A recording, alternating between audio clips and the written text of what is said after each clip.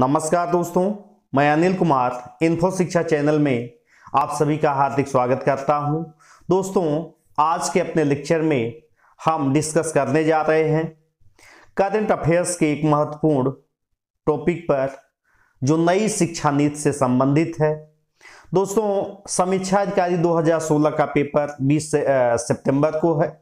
उसके बाद पीसीएस का पेपर है और उसके लिए करंट अफेयर्स बहुत ही इंपॉर्टेंट टॉपिक के रूप में आता है। तो आइए उसी में बात करते हैं। नई शिक्षा नीति 2020। नई शिक्षा नीति 2020 कब आई है तो डेट याद कर लीजिएगा। 29 जुलाई 2020 को प्रधानमंत्री नरेंद्र मोदी की अध्यक्षता में इसको कैबिनेट की बैठक में मंजूर किया गया।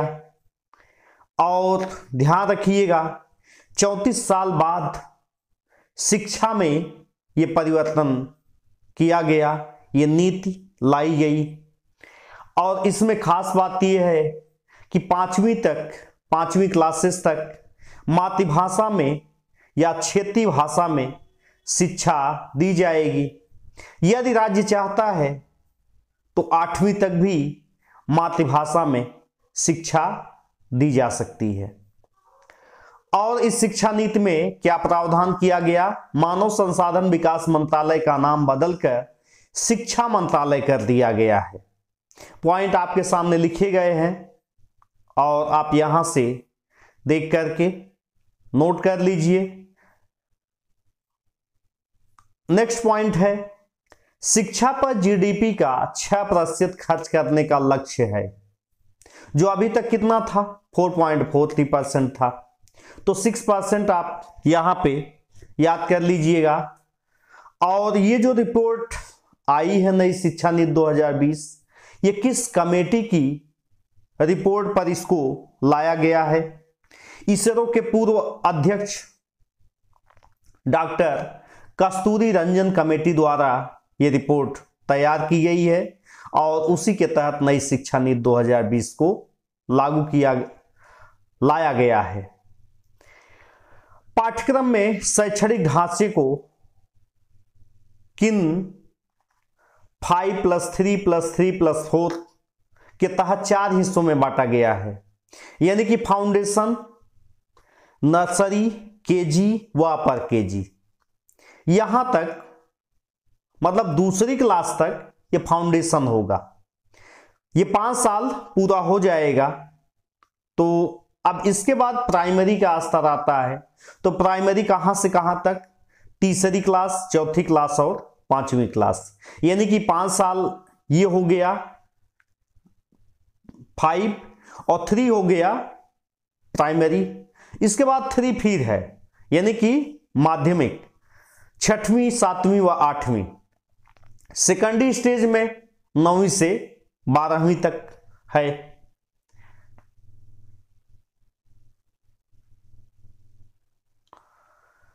नेक्स्ट पॉइंट है कि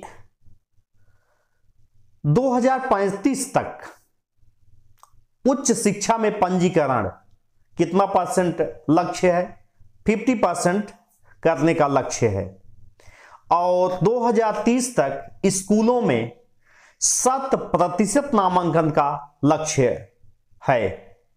6वीं कक्षा से ही व्यावसायिक शिक्षा की पढ़ाई होगी।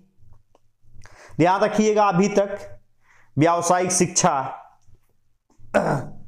इसमें नहीं था। तो व्यावसायिक शिक्षा की शुरुआत 6वीं क्लास से ही हो जाएगी। उच्च शिक्षा में भी मातृभाषा में पढ़ाई जारी रखी जा सकती है।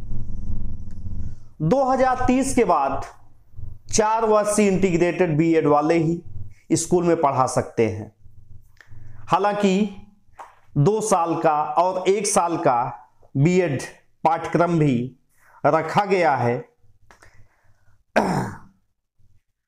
कुछ विशेष विषय से स्नातक करने वाले और पोस्ट ग्रेजुएट के लिए 1 साल का।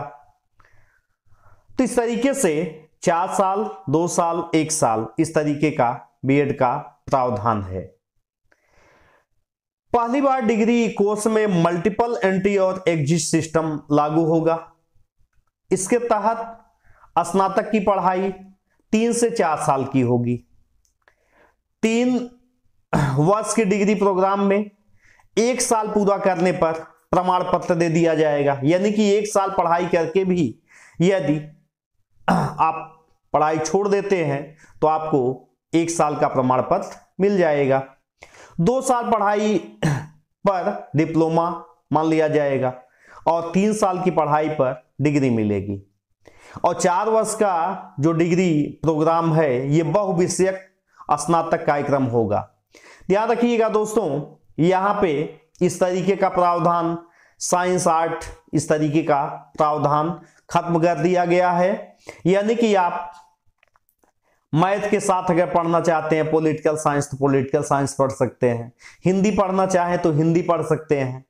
तो यानी कि ये अब ऑप्शन देता है आपको कि जैसे आपको केमिस्ट्री पढ़ने का मन है, बाकी और विषय साइंस के नहीं पढ़ने का मन है, तो आप नई शिक्षा नीति में जो बदलाव होगा उसके तहत आप इसमें अध्ययन कर सकते हैं कि एक सब्जेक्ट आप साइंस का ले लीजिए, बाकी और सब्जेक्ट मानविकी के ले सकते हैं। तो ये फायदा है। शोध को बढ़ावा देने और गुणवत्ता में सुधार के लिए नेशनल रिसर्च फाउंडेशन की स्थापना की जाएगी यहाँ पे। और इस शिक्षा नीति के तहत एक और बात महत्वपूर्ण है, जो छात्र शोध के क्षेत्र में जाना चाहते हैं उनके लिए 4 साल का डिग्री प्रोग्राम होगा। ऐसे छात्र 1 साल के परास्नातक यानी कि पीजी के साथ 4 साल की डिग्री प्रोग्राम के बाद सीधे पीएचडी या डीफिल में प्रवेश ले सकते हैं। एमफिल पाठ्यक्रम खत्म कर दिया गया है इस शिक्षा नीति के तहत। और विदेशी शिक्षकों व छात्रों को भारत से जोड़ा जाएगा, जिससे गुणवत्ता में सुधार होगा। तो देश के शिक्षण संस्थानों को दुनिया के सर्वश्रेष्ठ संस्थानों में शामिल करने के लिए इंटरनेशनल रैंकिंग के टॉप 100 संस्थानों से कैंपस भारत में खोलने की अनुमति दी जाएगी। तो इस तरीके का दोस्तों प्रावधान किया गया है नई शिक्षा नीति में। और नई शिक्षा नीति में कमियां भी हो सकती हैं कि जैसे आलोचना ये हो सकती है कि इसका इम्प्लीमेंटेशन में अभी ढांचा इसका जो तैयार किया जाएगा किस तरीके से, जैसे अंग्रेजी का जिक्र नहीं दिया गया है कि किस लेवल से अंग्रेजी को लागू किया जाएगा। चूंकि दोस्तों जैसा कि हम जानते हैं कि भारत के लोग पूरे विश्व में इस समय बहुत ज्यादा सफल हैं। वो क्यों? क्योंकि जब यहाँ अंग्रेजी पढ़ते हैं तो इंग्लिश एक तो ग्लोबली भाषा है कि विश्व लेवल की भाषा है जो लिंकअप करती है। तो कहने का मतलब अंग्रेजी को कहां से चालू किया जाएगा? मातृभाषा में शिक्षा 8वीं तक भी अगर आप चाहते हैं, अगर आप ग्रेजुएशन भी करना चाहते हैं तो वहां पे आप मातृभाषा में पढ़ाई कर सकते हैं। किताबें भी मातृभाषा में लिखी जाएंगी। तो ये समस्या आएगी, जैसे मान लीजिए कोई उत्तर प्रदेश में पढ़ा, इसके बाद एक अलग स्टेट में अगर जा रहा है तो वहां पे मातृभाषा में यहाँ कुछ पढ़ाई पढ़ा और अदर स्टेट में जाने के बाद अगर वहां की मातृभाषा अलग हो गई तो ये दिक्कत का सामना करना पड़ेगा। इसके लिए क्या रूल्स रेगुलेशन होगा? और ये जो शिक्षा नीति लाई गई है बच्चों के ऊपर दबाव को कम करने के लिए ये है कि जिससे बच्चे जो नवाचार है उस पर सोच पाए, किताबों का बोझ कम हो। यहां तक कि प्रावधान दिया गया है कि महीने में कुछ दिन बच्चे बिना बैग के स्कूल जाएंगे। अब खास बात यह है कि इसका इंप्लीमेंटेशन कितने अच्छे तरीके से होता है। नई शिक्षा नीति कि बहुत सारे पॉइंट बहुत अच्छे हैं, जिस बच्चों के ऊपर इतना बर्डन दे दिया जाता है कि पता लगता है कि इतना बड़ा बोझा लेके हमेशा मानसिक दबाव रहता है, सुबह से लेके शाम तक किसी पढ़ना है, एक्स्ट्रा एक्टिविटी वो नहीं कर पाते हैं।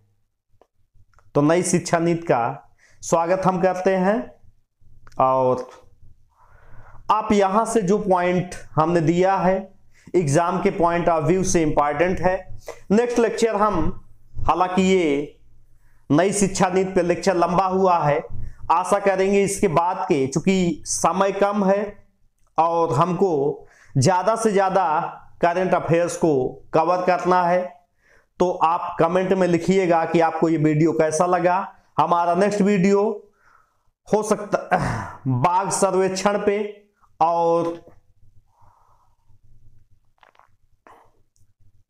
बाघ सर्वेक्षण के साथ साथ और कोई टॉपिक लेंगे और ज्यादा से ज्यादा पॉइंट को कवर कराएंगे। आपको ये कैसा वीडियो लगा आप कमेंट बॉक्स में लिख के जरूर हमको बताइएगा, और वीडियो अच्छा लगे तो कमेंट शेयर और लाइक जरूर कर दीजिए।